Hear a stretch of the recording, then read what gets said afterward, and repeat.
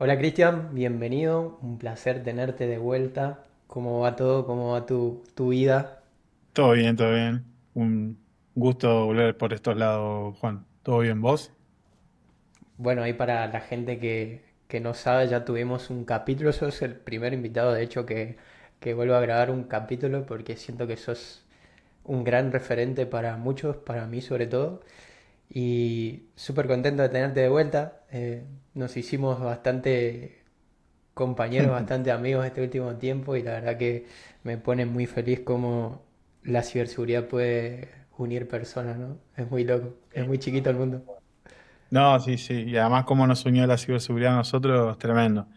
La amistad que tenemos y cómo venimos compartiendo estas aventuras de cyber ya hace bastante. Y también nos hizo conocer más gente, ¿no? Tenemos varias personas Totalmente, en común que son tipazos todos, y es una muy linda comunidad, así que no, re contento. totalmente, Chris. Ahí el primer tema que tengo para debatir con vos, para charlar con vos, es sobre inteligencia artificial, hoy que está muy de moda todo, viste, que todo el mundo quiere usar Sí. agentes y demás. ¿Cómo es el rol de la IA o la implementación de la IA en el mundo de la ciberseguridad, desde tu perspectiva? Muy buena pregunta.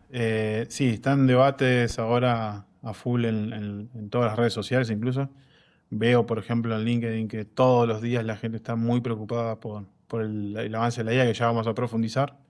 Eh, pero sobre todo en ciberseguridad yo estoy notando que a nosotros que estamos con mayor experiencia y el día a día que muchas veces nos arrastra y tenemos poco tiempo, en temas de automatización es una herramienta muy buena y es un buen aliado.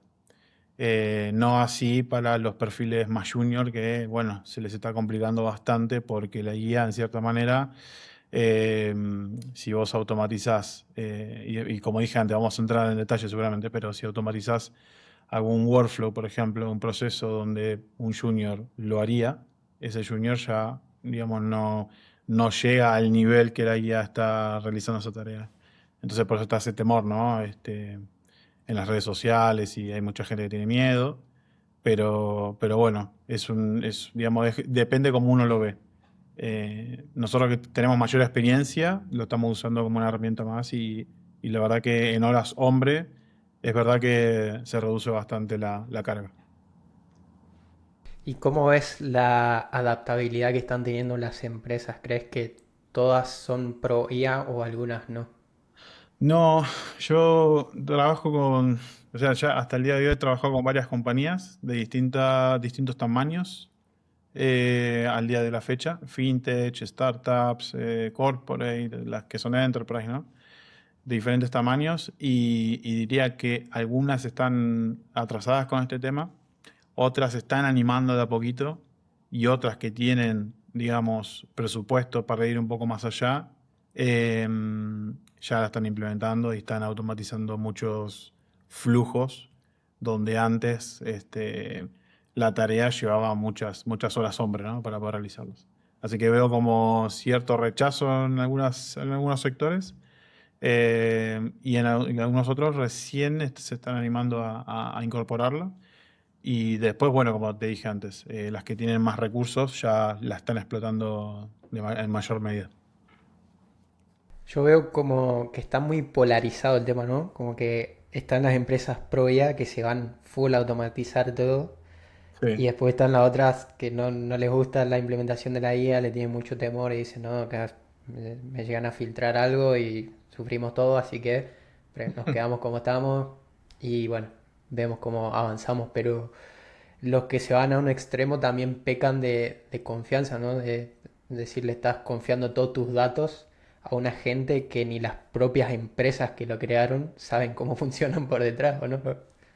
Sí, sí, sí, está pasando ahora con una IA que está cambiando de nombre constantemente, que ya la comunidad ya debe saber cuál es, y es un peligro porque le estás dando literalmente tu vida, o sea, tus accesos a WhatsApp, Telegram, tus redes sociales, a tu equipo, eh, y ya hubo casos donde te manda a formatear el disco o te hace acciones que no corresponden. De hecho, si está mal configurado, también te publica un endpoint accesible a la nube.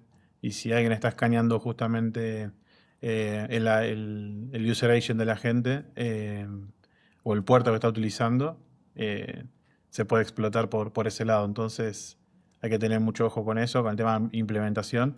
Sí es cierto que también veo que las corporaciones que están implementando la IA, hay muchas que estoy notando que están implementando también un área, o sea, un sector especializado que viene con una pata en tecnología o en ciberseguridad, que son especialistas en IA. Entonces, si se hace con una correcta implementación y acompañamiento de una gobernanza, donde se estipule el método, cómo se debe utilizar, los límites, asignar un lineamiento de uso, un correcto uso, yo creo que está bien. Yo lo estoy notando en algunas compañías, está bien.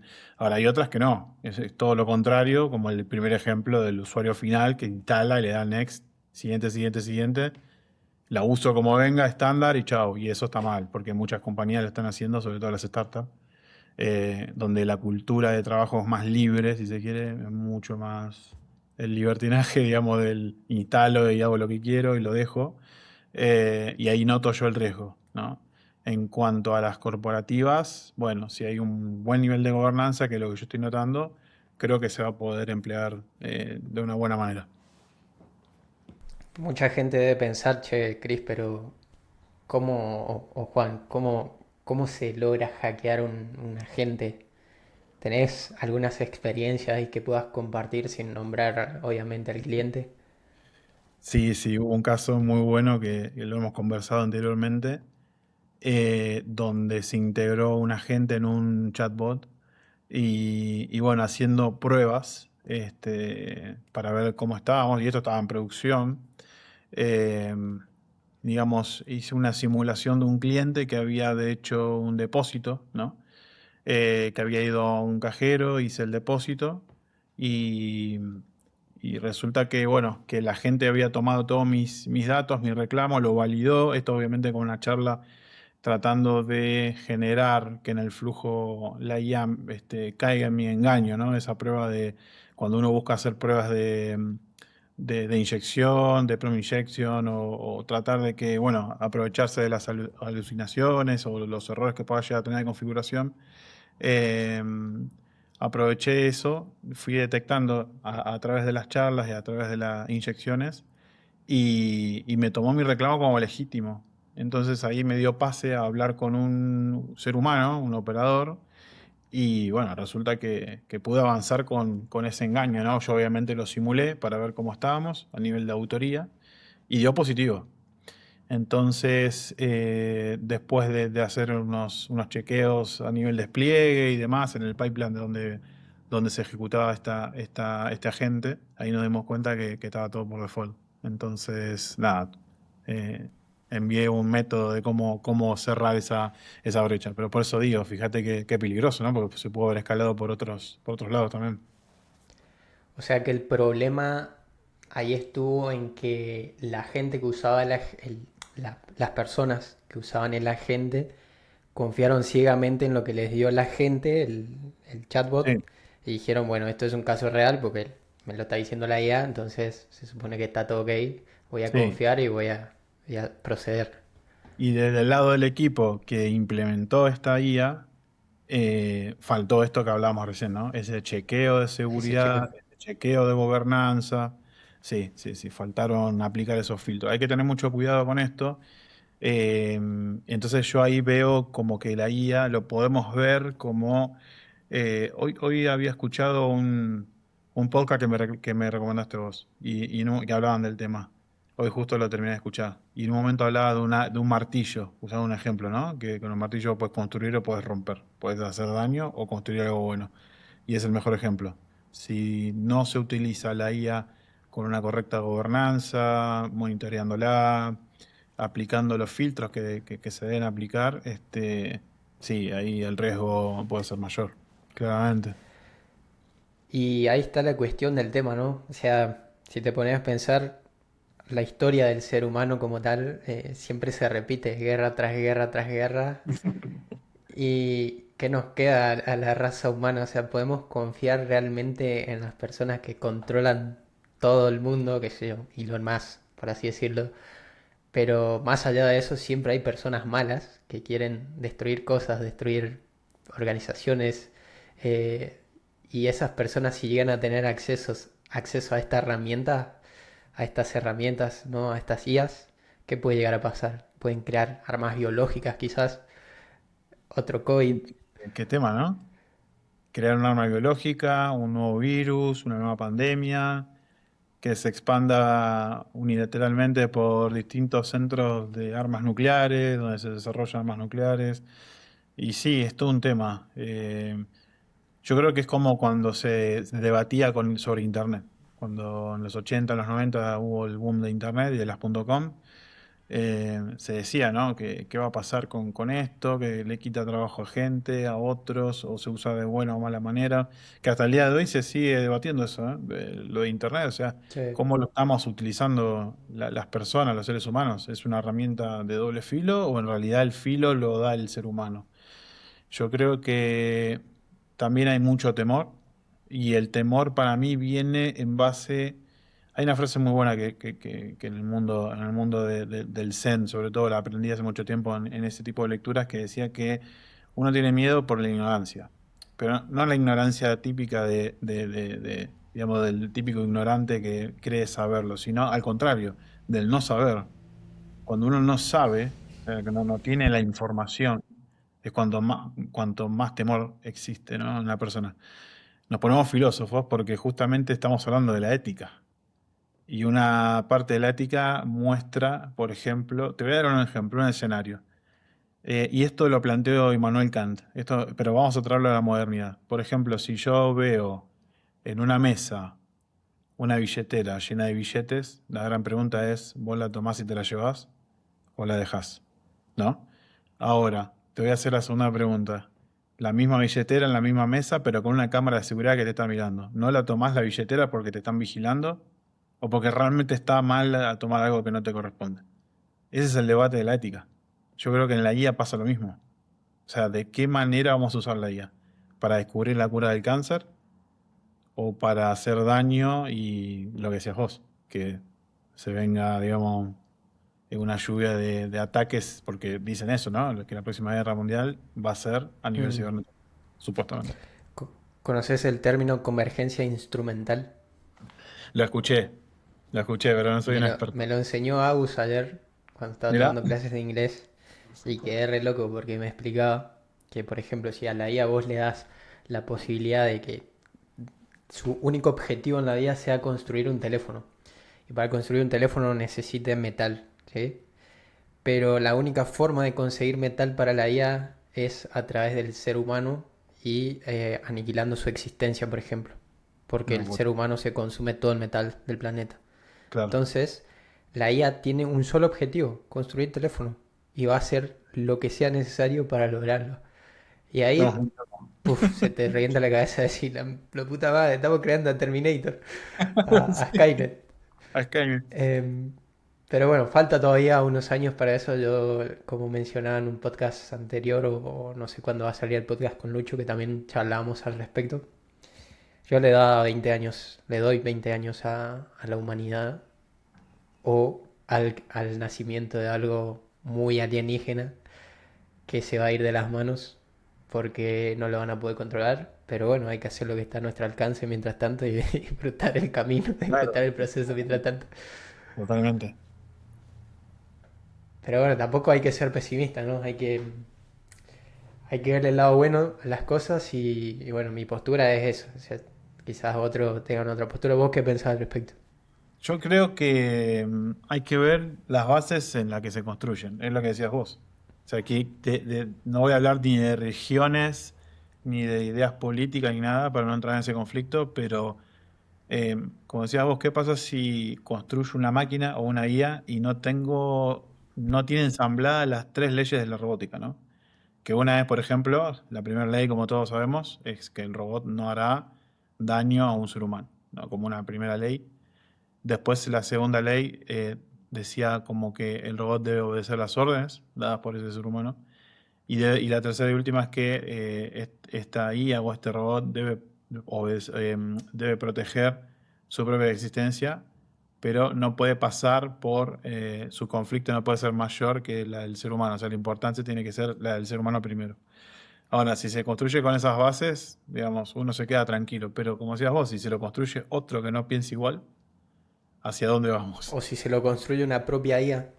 O una propia IA. Bueno, hubo casos, no sé si te acordás, que en las primeras etapas de la IA que conocía, que empezamos a conocer, que estaba la de Yahoo, estaba la de Facebook en su momento, y las tuvieron que apagar porque se multiplicaban, ellos se comunicaban entre sí, generando un idioma que era ilegible, entre ellos habían como cifrado su propio lenguaje, como que un lenguaje cifrado que nadie podía entender, y las tuvieron que apagar. Para mí ese fue el primer índice de decir, che, ojo con esto, a dónde estamos yendo. Así De que, hecho, bueno, creo que la semana pasada renunció uno de los de seguridad de Anthropic y sí, dijo, me voy a trabajar al campo, no me acuerdo qué profesión, poesía, dijo, me voy a estudiar poesía porque voy a estudiar esto poesía se viene persa. heavy. Sí. Sí. Y después yo leí el posteo de él en Twitter, en X, y me fijé las respuestas que daba y dijo, voy a desaparecer un tiempo para ver qué pasa después. Así que si el tipo responsable de seguridad sabe cosas y se dio de baja, bueno, otra de las alertas, ¿no? Yo creo que ahí está el chiste donde uno dice, no, no aprendimos nada de la película Terminator. Pero bueno, eso obviamente es una mirada muy...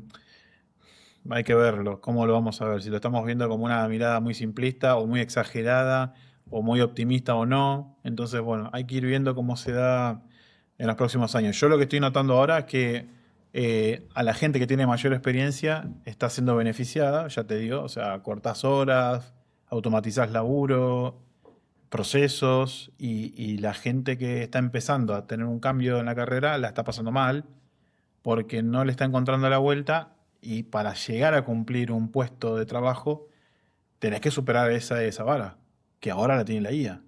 Yo voy en Cloud, por ejemplo, y le digo, bueno, haceme un newsletter con HTML, con alguna imagen, un JavaScript, todo, listo. No necesité contratar a nadie, ni un desarrollador. Y también pasa lo mismo con la gráfica. Los diseñadores gráficos también están ahí. Y muchos los optimistas te dicen, bueno, si lo ves así, si no lo ves como un compañero, un aliado, vas a perder oportunidades. En parte es verdad. En las entrevistas te preguntan, con la IA, ¿cómo te llevas? Y yo creo que cualquiera sea el escenario, Juan, de todas maneras, a mí el resultado lo que me da es el siguiente. El que no se suba al tren lo pierde. Es así. Te guste o no te guste la IA, Internet apareció, por ejemplo, después vino telefonía móvil y así. Si vos no te subiste, como le pasó, mira, te voy a dar un ejemplo, como le ocurrió en su momento a Blockbuster. Vamos a poner un ejemplo. Cuando vino la nube, cuando apareció el tema del streaming, del contenido on demand, Blockbuster dijo, no, no, no, yo voy a seguir vendiendo cinta, voy a seguir alquilando, ese es mi modelo de negocio, apuesto a eso. Vino Netflix y la quebró. Yo creo que pasa exactamente lo mismo, obviamente, vamos a usarlo de ejemplo. Yo creo que pasa algo muy similar con la gente que está reacia a utilizar la guía en su día a día. Yo lo veo así. Si te quedas atrás, te vas a quedar atrás. Es así. Vas a correr el riesgo de quedarte afuera de esto que vino para quedarse. Nos guste o no nos guste. Totalmente. O sea, aprovechar los avances de la tecnología, utilizar la IA, pero siempre de forma consciente, no compartir información sensible, sobre todo si estás en una auditoría y te toca hacer un pentest, por ejemplo, ten en cuenta que vos firmaste un NDA y si te estás compartiendo información a una IA o un LLM, estás rompiendo ese NDA, así que ojito ahí, Claro. mucho cuidado con esas cosas porque te puede caer la pesada y no va a ser por tu culpa. O sea, sí va a ser por tu culpa, pero va a ser culpa de otro leak. Así que hay que tener mucho cuidado con el uso de esas herramientas. No, sí, además otra cosa, todas esas herramientas están siendo auditadas. O sea, todo lo que uno charla, hay otro ser humano que hace un chequeo de esas charlas y se guardan también. están depositadas en los servidores de la IA que utilizan las empresas. Entonces, hay que tener ojo con eso, ¿no? Ojo con lo que compartimos. Obviamente uno dice, bueno, pero si yo uso Gemini, ¿qué puede pasar si es Google? Puede pasar. ¿Cuántas empresas grandes han sido hackeadas? De las renombradas, de las mejores, de las más top. Este, muchas de ellas fueron hackeadas y fueron filtradas. La información fue filtrada, muchas de ellas. Entonces yo creo que en una auditoría, creo que no es una buena práctica tomar información de un cliente, por ejemplo, volcársela a la IA y que diga, bueno, haceme todo. Sino cuidar la información de los clientes, cuidar la información personal sobre todo, y hacer un correcto uso de la herramienta, como decías vos. Totalmente. Chris, suponemos que, supongamos el siguiente ejemplo, ¿no? Yo soy una empresa que desarrollo software, pero me olvidé de invertir en ciberseguridad, no tenemos nada relacionado a ciberseguridad, no usamos política de contraseña, eh, todo lo que te imagines relacionado a seguridad. Y estoy necesitando un especialista y bueno, decido contratarte a vos como CISO. ¿Cuáles son los primeros pasos en ese rol tuyo? Buena pregunta. Eh, Al momento de la contratación y yendo a ese objetivo de una empresa que no tiene la seguridad a nivel organización, lo primero que se hace es un análisis complementario. Se hace todo digamos, un reporte del estado actual de la compañía, más allá de que ya sabemos de base que no tiene seguridad, sino más que nada para conocer cuál es su inventario de activos. Muchas veces te puedes encontrar que no están identificados los activos, que pueden ser personas, manuales, sistemas, computadoras, etcétera, servidores. En muchos casos no están inventariados, entonces lo importante ahí es revisar qué es lo que hay, no solamente a nivel recursos humanos, sino a nivel también sistemas, e inventariarlo, hacer un estudio, a ver cómo está a nivel riesgo, si hay algo ahí potencialmente detectable en el momento, y después, bueno, empezar a hacer un desglose de empezar a hacer un trabajo sobre una matriz de riesgo, empezar a revisar políticas, crearlas en el caso de que no estén, alinearlas en la organización, alinear también una cultura de seguridad que muchas veces está ausente, capacitar a los líderes para que después los líderes hacia abajo también bajen esa línea de buenas prácticas, ¿no? Como decías vos, por ejemplo, alguien que desarrolla y deja un credenciales en texto plano, que no lo vuelva a hacer. Y si tenés el equipo, por eso digo, cada empresa es un caso particular, en algunos tenés equipo, otros no, pero en el caso donde vos veas que hay equipo de trabajo y los puedas capacitar, vas muy bien por esa línea, sale y, digamos, este, ya va encaminado, digamos, pues ya tenés recursos. Pero después está la otra línea donde no hay recursos, no hay dinero y te dicen, bueno, ¿y cómo hago? Si yo no tengo los recursos, no tengo los equipos, no puedo estar encaminado, como decías vos. Ahí, la IA, por ejemplo, puede ser un buen aliado, ¿no? Usándola correctamente, automatizando flujos, metiendo la seguridad en un pipeline. Pero ya te digo, no todas las compañías son iguales. Cada una tiene un negocio, tiene un enfoque, algunas tienen presupuesto, otras no, entonces va a depender mucho de esos factores.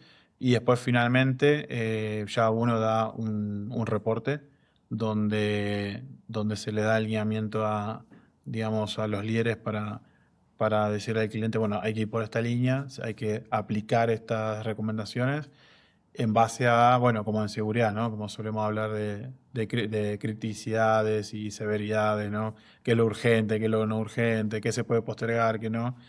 Y bueno, y muchas veces pasa que hay compañías que aceptan sus riesgos y queda como ese riesgo residual. Bueno, entonces es importante ahí capacitarlos para que digan, bueno, ok, te queda este riesgo, pero trata de tener un plan para poder corregirlo en el tiempo, ¿no?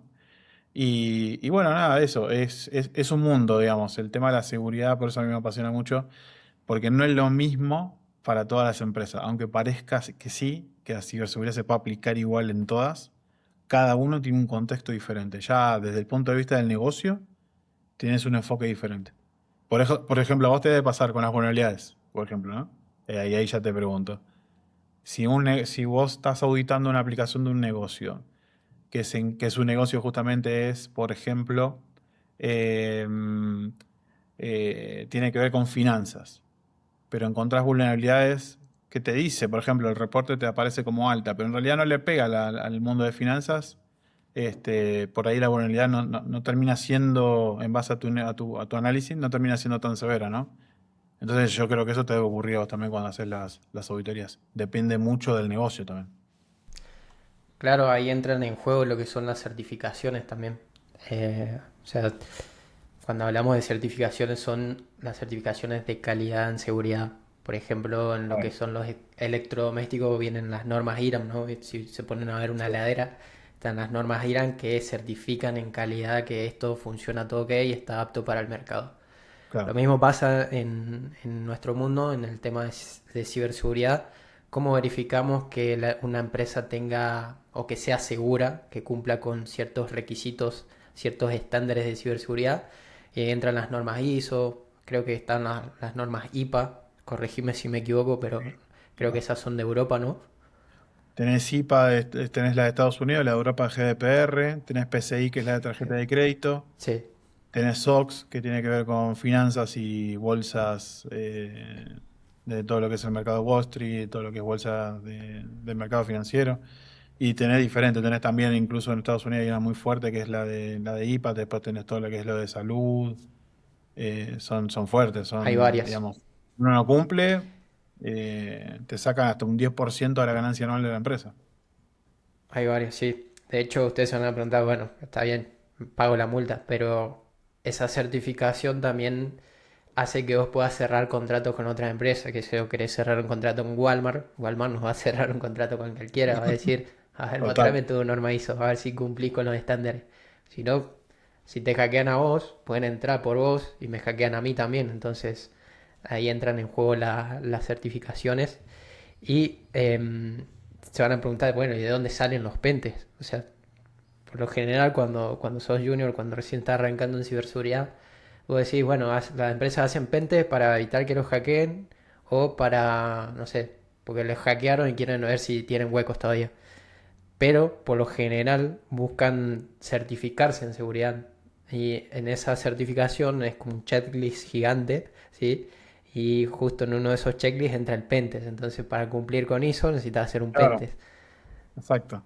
Y mínimo el pentas anual, ¿no? Del que se habla. Totalmente.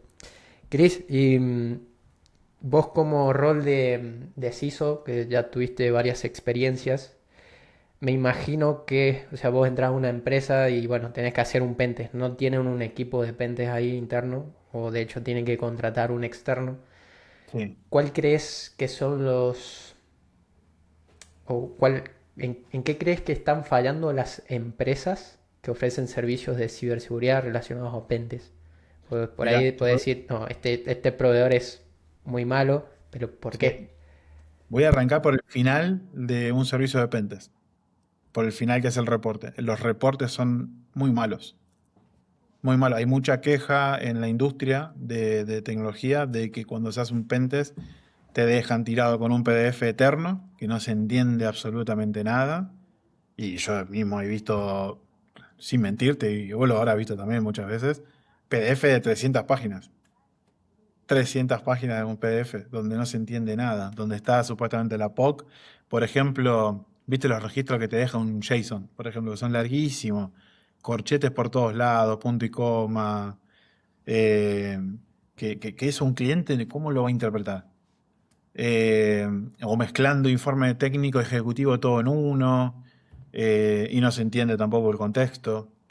Entonces, arrancando por el final, hay mucha queja con eso. Después, con el tema de acompañamiento y comunicación, hay casos donde me enteré que se descubren vulnerabilidades críticas y las informan al final, en el reporte, cuando vos tenés que informar, si vos estás viendo algo que es súper crítico, si vos ves que se te prende fuego la casa con algo que encontraste, tenés que avisar. No tenés que esperar al final a hacer el reporte y informarlo después. Y veo también otra falencia en el tipo de trabajo que se realiza, ¿no? Eh, uno puede ser exigente y incluso uno siempre busca la excelencia, para uno y para los demás. pero yo noto el nivel de servicio de pentesting que muchas veces, en servicio de renombre inclusive, la calidad bajó. Eso es lo que yo estoy notando, que la calidad bajó. Hay vulnerabilidades que no se encuentran, que las terminan encontrando el propio cliente, ya hemos escuchado varios casos. Y creo que eso, más con todo lo que conté antes, está haciendo que el servicio del pentesting esté como bajando. Yo hoy en día lo veo un poco bajo. No sé en tu caso cómo lo ves vos, esto que te comento, vos que estás con el tema del pentesting, cómo lo resolves, cómo es que haces, por ejemplo, a la hora del reporte. Para mí es muy importante, Juan, si yo te contrato, que el reporte lo pueda leer, sea legible a mis ojos, que la persona ejecutiva pueda tener el gráfico de la torta con las divisiones correctamente separadas, segregadas por criticidad, poder entenderlo bien, el detalle. Y esto vos seguramente lo ves día a día. ¿Cómo lo generas vos? ¿Esto que yo te digo se interpreta por otros clientes? Yo he visto de todo. He visto personas muy técnicas, muy buenos hackers, pero que reportaban horrible. Y la POC era una imagen y tomá y arreglala. Claro. Y también he visto el lado contrario, he visto muy buenas explicaciones, muy buenas POCs de personas que no Sí, son tan técnicas. Y ahí es donde entra tu valor agregado. Eh, También, por ejemplo, vos podés observar la calidad de un buen servicio. sí, Por ejemplo, ¿no? Si tu aplicación es súper robusta, no te encuentra vulnerabilidades, pero el auditor agregó una sección de ataques intentados súper grande, súper largo, y vos digas, ah, mirá, probó todo esto, somos súper seguros, valió la pena contratar. Todos ganan. la Pero verdad la que sí. mayoría de las empresas no le dan bola a esas cosas, tipo, bueno, ejecuto el checklist de cosas que tengo que hacer y bueno, no salió nada, lo mando. O la típica, agarro, exporto la salida de Nessus, exporto la salida de Bursuit Y mando, y le mando eso al reporte. claro. He visto de todo. Pero sí, yo creo que ahí el valor agregado se le da el auditor con esos casos, ¿no? De diferentes pruebas, sobre todo en la redacción, que esté el pasito a pasito. Che, tenés que ingresar con el usuario A, después te dirigí al portal B, y acá ingresas esto, después lo explotas así, después para robarle la cuenta lo haces así. Cosa que cuando el equipo que reciba el informe diga, ah, mira, qué fácil de replicar esta vulnerabilidad gracias a que el auditor se supo explicar muy bien. Pero hay veces Sí. que te encuentran un cross-site scripting y te ponen cross-site scripting detectado un alert uno. ¿Y qué hago con esto? Dice el... O sea, ¿cuál es el impacto de esto? No me está demostrando nada, chabón. Exacto. Entonces ahí es donde entra la experiencia, donde entra el valor agregado. Y sí, oye, sobre todo en la TAM se está quedando oxidado con este tema porque lo Sí. único que buscan las empresas es generar plata, entonces lo van a hacer al menor costo posible, con los menos recursos posible, lo más rápido posible para generar más dinero. Entonces ya el tiempo dirá cuáles son los buenos servicios, cuáles son las buenas empresas, los buenos auditores y seguirán, eh, el boca en boca lo dirá solo, ¿no? Yo creo Trabajará que solo. yo noto un déficit de calidad. Eso sí. Yo noto un déficit de calidad, como recién te decía, informes súper largos que no se entienden mucho, donde la parte ejecutiva dice, no, ¿qué es esto? Devolvelo, no. O te dicen, bueno, no sé, tratá de traducírmelo porque no entiendo nada. Noté mucho eso. Y después también esto que decíamos recién, el tema de comunicación para mí es primordial. Si vos estás en un servicio y encontrás que hay una granada que está por explotar, tenés que avisar. No hay que esperar al final para que el usuario, perdón, para que el cliente se entere al final de todo. Puede ser súper grave, un Log4j, por ejemplo. No podés reportarlo al final. Eso no tiene que pasar. Y después yo creo que el nivel de performance también de las POC o sobre todo de las auditorías, eh, también este último tiempo, por lo menos hasta, incluso te puedo decir hasta fin de año del 2025, hasta el día de hoy, estoy notando en algunos informes que está flojo. O sea, el nivel está flojo. Yo no sé si por una cuestión de que los auditores no tienen tiempo o les pagan mal, no lo sé. No, o sea, hay algunos que, igual hay otros que trabajan muy bien, ¿eh? Ojo, no te voy a decir que son todos, no voy a generalizar. Pero yo creo que ahí hay una buena oportunidad de ofrecer un buen servicio. Y yo creo que el negocio del pentesting al día de hoy es, para mí, como lo veo yo, es hacer la diferencia. Para mí es hacer la diferencia. La diferencia en la forma de ejecutar el pentest, el performance, el nivel de comunicación y, como decías vos, el nivel de explicar el paso a paso para que un cliente, no solamente la parte técnica, sino la ejecutiva, comprenda cómo se logró llegar ahí. Y si tu aplicación es robusta, bueno, entender también qué se probó. Porque a la hora de hacer la POC y a la hora de hacer la llamada para reportarlo, para reportar tu servicio, que entienda el cliente que gastaste todas las posibilidades. Y no significa que está mal. No significa que el pentester, si no encontró algo, está mal su trabajo. Al contrario, hay gente que piensa que sí, pero no es así. Si el pentester probó todas las medidas necesarias durante la ventana de tiempo programada, por ejemplo, 2 semanas de trabajo, en días hábiles, suponete, si se probó todas las posibilidades, con toda la metodología, con todo lo que hay en el scope, y no se encontraron mayores problemas, eso le da, como decías vos, para mí eso es un sello de que la aplicación se probó, realmente se hizo un scope completo en el tiempo que se acordó, y ahí el cliente final entiende que su aplicación realmente es robusta. Y eso está perfecto. Por eso digo, hay que matar esa creencia de, no, el pentester tiene que encontrar sí o sí una vulnerabilidad. No, no, puede pasar que no encontres nada grave y aún así está ok. No pasa nada, está perfecto. A mí me gusta decir que los pentesters somos como nueves de área. Viste que por ahí hay temporadas que el 9 no mete ni un gol y el 9 está para hacer goles nomás. Es como encontrar Yo una ya te vi la habilidad. cara que me ibas a decir algo así. ¿Viste? Bueno, yo lo veo como un 9 de área al pentester. Hay veces que no vas a poder marcar ni un gol. Ni un gol. Está muy difícil el partido. Y Sí, bueno, ahí sí, va a sí. tener que bajar a pedir la pelota, a hacerle pivote a tus compañeros, a hacer la Claro. asistencia, a ir a buscar las pelotas más abajo. Va a ser un buen Pero partido en general. hablando del fútbol, ¿cuántos nueve centrales? A mí me encanta el fútbol, podemos hablar de lo que vos quieras. ¿Cuántos nueve centrales en un partido que fue 0-0 fueron MVP del partido? Muchas veces pasa. Porque el tipo, como Julián Álvarez, que pelea la pelota, que saca 3 por 1, Totalmente. Te iba a corre. decir Álvarez. Exactamente. El tipo corre y corre y no se va a cansar y no va a dejar de intentar. Y el tipo terminó teniendo una calificación del partido de las más altas, un 8-9, un 9-0, aún así 0-0 y no metió ni un gol. Pero bueno, están los intentos, patear al arco, pelear todas las pelotas, no rendirse, defender, bajar y defender. Entonces yo creo que yo lo veo así el pentest hoy en día.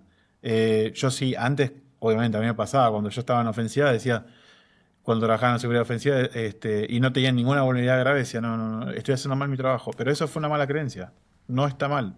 Porque si la aplicación realmente está muy bien estructurada y tiene un balance en seguridad muy bien planteada, sobre todo, como la defensa de un equipo de fútbol, por ejemplo, que está muy bien planteada, este, no es rendirse ante eso. Es decir, probé todas las metodologías que pude durante el tiempo que me dieron y la verdad que no se pudo sortear y no está mal. Yo entiendo que al pentester le duele, lo entiendo. A un jugador de Sí, 9 le duele no meter goles. duele, Pero no está duele, mal. duele. Para el cliente final está bien eso, no está mal. Es como el Sí. director técnico de un equipo que está en media tabla abajo, que vos decís, mirá, si al Manchester United le saqué un punto, ya está. 0-0, para el cliente final eso está bien. Así es como lo ven hoy en día los CEO, por ejemplo, los CTO o los ISO. De decir, bueno, intentaron todo, tengo la prueba técnica de lo que intentaron todo, eh, y me consta mediante los logs, porque obviamente el cliente ve los logs, a ver si el pentester trabajó, obviamente, eso también se sabe. Si el pentester intentó por todos los medios y no pudo sortear nada grave, no está mal.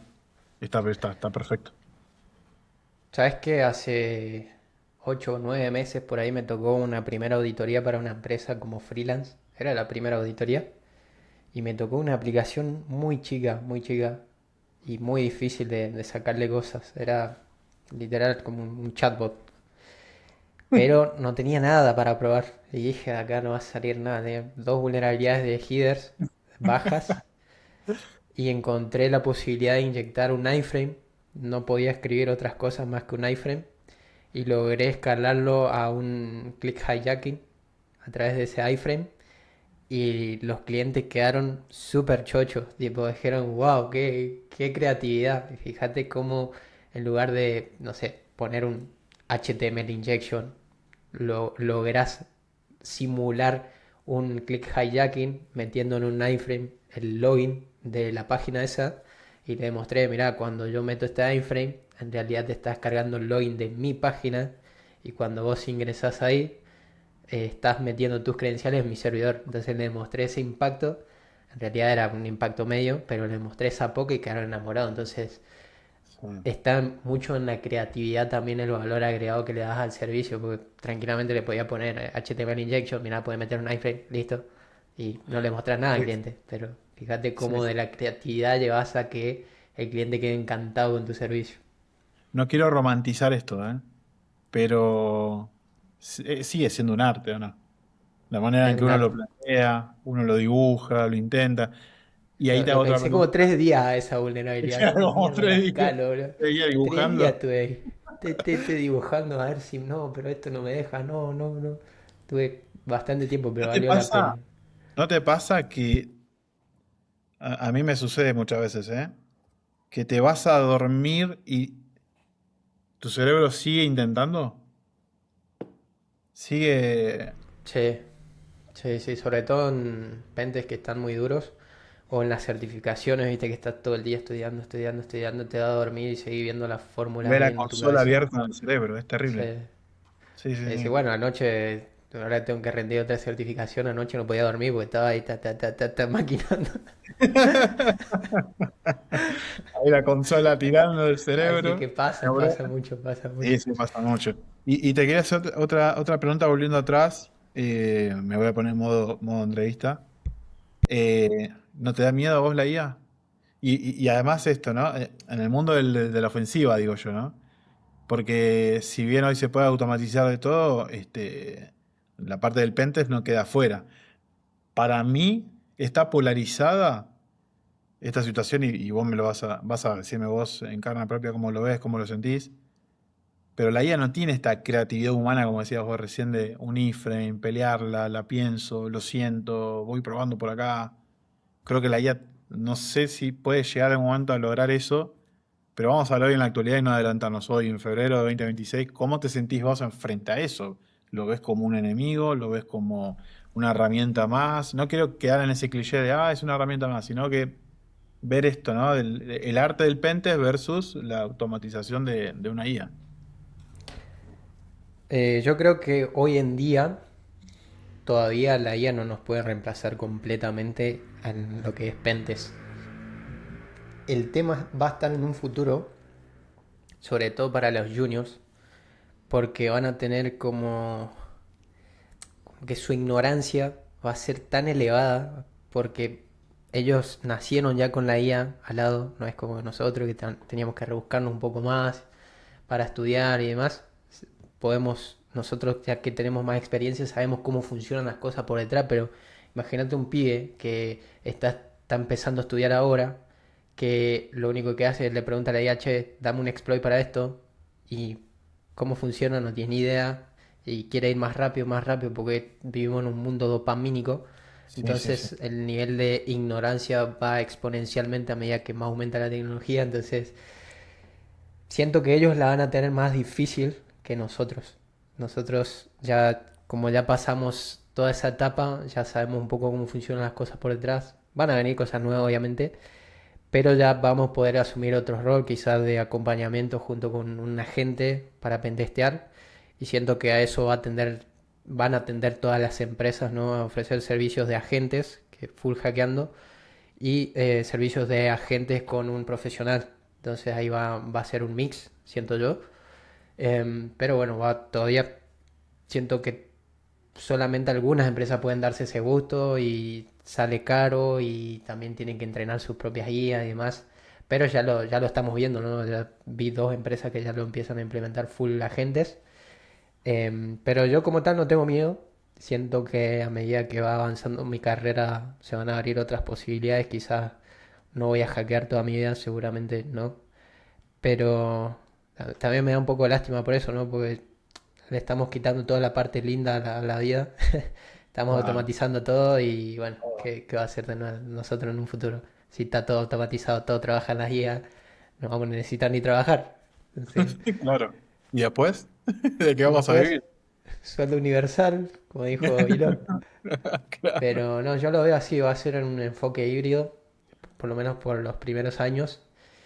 Y bueno, ya más adelante sí, seguramente la empresa diga, no, che, las IA que hackeen, ustedes encárguense de tratar con clientes que lo hacen mejor que una IA.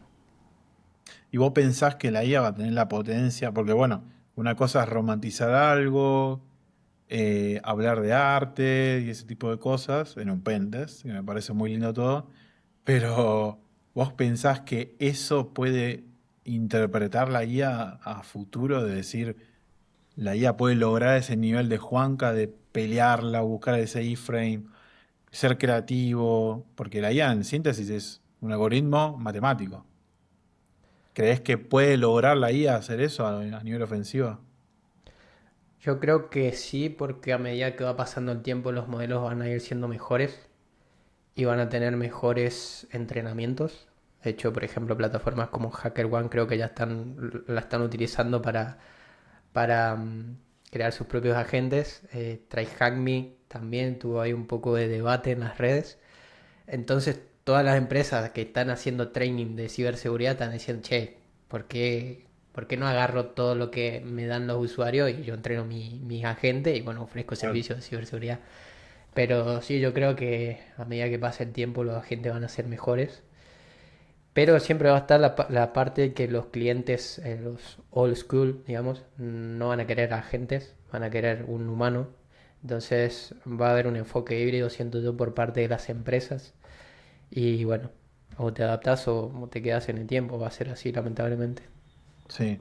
Yo, ¿cómo lo veo? Si me preguntás, este tema de automatizar todo, como decís vos, yo coincido 100%, y no porque seamos amigos, sino que coincido de verdad 100% en que está todo tan automatizado que la gente ya no va, de hecho pasa ahora, que la gente no se está esforzando por aprender algo nuevo. Es todo ChatGPT, es todo Gemini, que me lo resuelvan ellos. Ah, mirá, tengo esto, bueno, le tiro el PDF, que me explique, que me lo haga, que me lo sintetice. Me parece que ya la gente se está amoldando a un mundo más fácil, donde hay que esforzarse menos por pensar. Para mí eso es una brecha a nivel cultural grande que lo vamos a pagar caro en algún momento. Eh, y después tengo otra teoría, tengo dos más. La otra es que los seniors, o como nosotros, por ejemplo, que ya llevamos tiempo en esto, a futuro vamos a ser más caros y más requeridos, ojalá que pase. Y los colegas que nos estén escuchando, ojalá que así pase. Porque es como decís vos, el pibe que está aprendiendo ahora, que es el futuro ingeniero es el futuro ingeniero de tal cosa o lo que sea, está aprendiendo con este modelo de automatizar, de resolverme esto, copiar, pegar, sintetizámelo, hacémelo, bajámelo, lo pongo, lo subo. Bueno, yo creo que se está yendo a esa línea, a esa cultura, ¿no? De IA, de lo fácil, pero a la hora de ver una cuestión técnica específica, ahí, ¿cómo van a hacer? Si no saben desarrollar, no saben codear, no saben lo que es un bash script, gestión de un sistema operativo, o no saben nada de comunicaciones, no saben lo que es un DNS, cómo actúa, cómo trabaja un protocolo, o, no sé, un TCP, por ejemplo. Eso no. Y después está el otro debate, porque hay alguien que me dice, alguien me puede venir acá y decirme, está bien, pero vos conocés cómo funciona la electricidad. No, y aún así la usás, apretás un botón y lo usás. Está bien, pero cuando no me anda, yo no voy a abrir los cables para quedarme pegado. Llamo a alguien que sepa, alguien que sabe del tema. Y yo creo que ahí entramos nosotros a futuro. Yo creo que tengo esa teoría, que ojalá pase a nosotros y a nuestros colegas, de que vamos a ser más valorados. Para mí. No sé cómo lo ves vos. Sí, completamente de acuerdo también. Así lo veo. Ahora, otra pregunta que tengo por acá, Chris, es, ¿en qué crees que fallan las empresas normalmente? O sea, basado en tu experiencia en todas las empresas que has Sí. trabajado, Por ejemplo, ¿no? Che, todas las empresas en las que he estado trabajando no usan una política de contraseña, tienen del 1 al 8 normal, una contraseña súper fácil de sacarla y es como no tienen cultura, por ejemplo. Sí, sí, sí, sigue pasando, ¿eh? El tema de la cultura. Igualmente la cultura viene de la mano de una política. La cultura puede fallar a favor o en contra. La política puede existir o no. Por ejemplo, si yo tengo una política fuerte de contraseña, pero nadie la está implementando, ahí está fallando, no hay que culpar la cultura, sino que está fallando ahí el factor de awareness, que es la parte de capacitar a los colaboradores. Después sí viene la cultura. Para mí yo lo veo así. Primero vos tenés que hacerte cargo de lo que no tenés, materializarlo en una política sólida. Después hablemos de cultura, porque si vos no tenés ordenada la casa, es muy difícil que vos vengas a hablarme de cultura. Entonces yo pienso que muchas compañías fallan de base, ¿no? Fallan en eso. No tienen una estructura, una política sólida, una base sólida. Y después falla también el tema de la comunicación, el tema de la cultura, el tema de las capacitaciones, que es muy importante, y el tema también de los controles. Yo he visto casos donde existe una política, existe ese intento de cultura de capacitar a los empleados y veo que los empleados pegan la contraseña en un post. Entonces, ahí te está fallando algo más ahí, ¿no? Entonces, eso pasa muy seguido también. Y después A mí también me veo... gusta, por ejemplo, perdón que te interrumpa, Chris, ya te Sí, sí. dejo. Me gusta ver las empresas como un castillo, ¿no? ¿Viste Troya? Sí, sí, sí, sí. Bueno, vos puedes tener el mejor castillo del mundo, pero si fallas en un detallecito chiquito que pueden saltar tu Ah, castillo o entrar por un lado que no te la esperabas. totalmente. Por ejemplo, te doy un ejemplo que pasa muchísimo, pero muchísimo. He encontrado cosas muy críticas. Por lo general las empresas cuando tienen un producto suben las demos de sus productos y en esas demos te meten cuentas válidas, por ejemplo. Y esas cuentas válidas que están mostrando en un video suelen ser dueños de otras empresas, porque son tipo aplicaciones B2B, ¿viste? Claro. Entonces, si ya tenés una lista de correos válidos, sabes que esos son usuarios válidos de la aplicación, decís, ¿qué pasa si pruebo del 1 al 6? A ver qué pasa. O un 1 al 8. Vas, probás y tenés acceso a todos los clientes porque esa era una cuenta administradora que usaba alguien de marketing que no sabía sobre esos riesgos y así le hackeas una empresa a través de un video en Vimeo, por ejemplo. Súper, Claro. súper loco de decir, esto no puede pasar, pero pasa. O la No, típica, no. Y yo noté en muchas compañías donde trabajé que hay una falta ahí de la cultura de avisar. Y me refiero a áreas como, por ejemplo, marketing o áreas de negocio, donde no le avisan a seguridad que están haciendo algo en producción, que lanzaron un producto, por ejemplo. Y suben, ocupan ese slot en producción para subir, por ejemplo, un producto que están probando, una demo, una POC, lo que sea, y la dejan ahí y no te avisan. O mismo con un producto propio. Muchas veces he visto productos propios, de desarrollo propio de estas áreas de negocio, donde no convocan a seguridad y cuando se enteran de que hay una falla o hay una amenaza o una vulnerabilidad crítica, ya es tarde. Porque vos no avisaste ni siquiera en la fase preproductiva, ni mucho antes. Y ahí hay un tema de cultura también muy fuerte que cuesta mucho, que es involucrar a seguridad desde la fase, ni siquiera de desarrollo, tiene que ser de mucho antes, de la fase de planificación, porque vas a ahorrar costos, vas a ahorrar tiempo, mala sangre, vulnerabilidades, vas a ahorrar un montón de cosas, pero cuesta mucho, Juan, cuesta mucho eso al día de hoy, 2026, y yo lo sigo viendo, se repite constantemente al día de hoy, ¿eh? Hasta el día de hoy sin fin de proyectos que vos ves en producción y vos decís, ¿y esto qué hace acá? Y están las claves hardcodeadas, los entornos de test levantados, el entorno de prueba de desarrollo todo abierto, debugueado para entrar y ver toda la información en el entorno de donde está ejecutando el servidor. Los usuarios de prueba, usuarios genéricos, cuenta de servicios sin expirar. Entonces, esas cuestiones se tienen que tener en cuenta a seguridad siempre, no como un bloqueante. No hay que mirar a la seguridad como. Porque esa también es la queja, ¿no? Que dicen, no, a mi seguridad me bloquean, me sacan el tiempo, yo no tengo tiempo de resolver las cosas. Pero si vos no aplicás la seguridad antes, y te explota después, pero las consecuencias son mayores. Pero como no me pasa, y esto pasa mucho en Latinoamérica, a mí no me pasó. Y vos sabés, Juan, que yo escuché casos de operativa de más de 10 años de operaciones diciendo, no, si a mí hasta ahora nunca me agarró mal, ¿por qué me va a agarrar hoy? Y estamos hablando de empresas que tienen mucha plata, mucho dinero en proceso, muchos usuarios, muchos clientes finales que no han implementado ciberseguridad. Entonces, hasta el día de Ahí hoy, es, ahí es donde entra en juego la frase que me gusta decir a mí, uno no sabe lo que tiene hasta que lo hackean. exacto. Quiero una remera con esa frase, por favor. Sí, vamos a hacerlo, vamos a hacer. Hay que hacer eso. Hay que hacerlo con el caballito de Troya. Sí, Che, Chris, volviendo, antes de que nos vayamos de las dale. ramas, ¿por qué crees que una empresa no invierte? O sea, ok, no tuvo experiencias en un hackeo, entonces no Ya. invierte. Yo tengo experiencia multirregional. Todo lo que es Europa, EMEA, APAC, Asia, Oceanía, Pacífico. Me ha tocado trabajar con Estados Unidos y el que veo top, uno de los peores es Latinoamérica.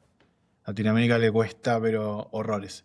Yo creo que es un tema cultural del país y de las regiones. Es muy loco lo que te digo. Mira que creo que esto no lo debatí con nadie.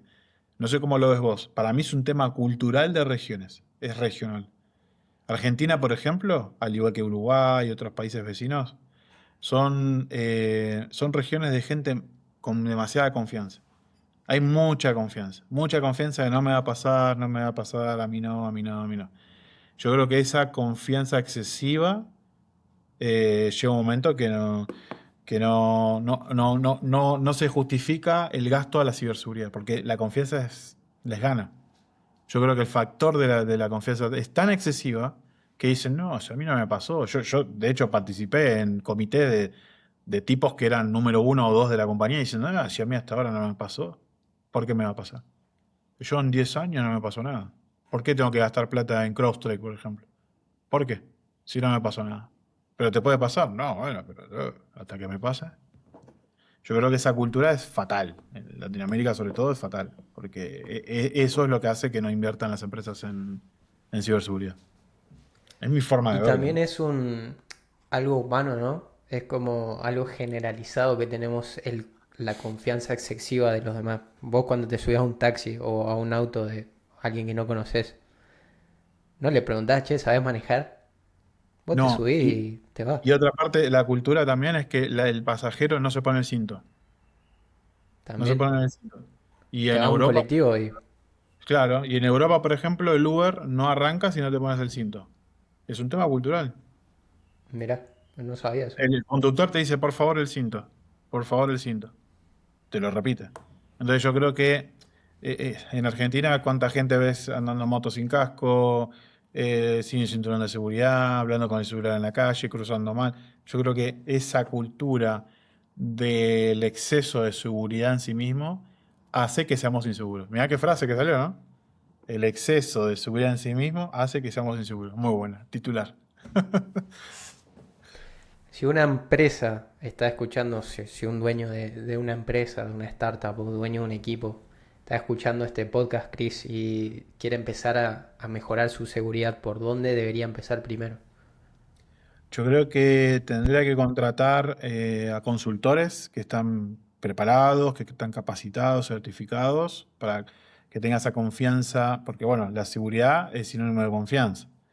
Que elija muy buenos consultores, gente que esté preparada, apasionada por esto.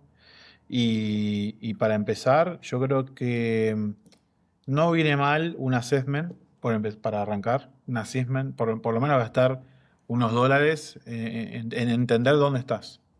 Si no querés invertir en seguridad, por lo menos hacer un assessment, un análisis de cómo estás.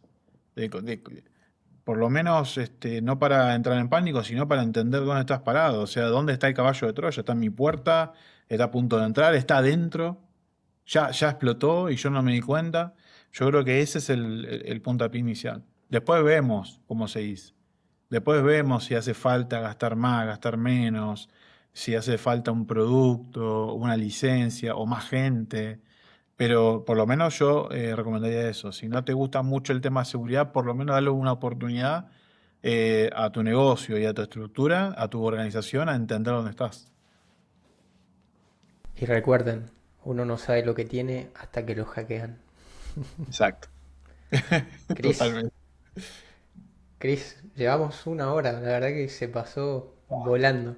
Voló. Ni cuenta me di. Podríamos estar La horas, ¿eh? verdad que, la verdad que podemos seguir dándole, pero bueno, ya nos extendimos bastante, así que vamos a dejar Dale. acá este episodio. Espero que lo hayas disfrutado. Yo la verdad que lo pasé 10 puntos.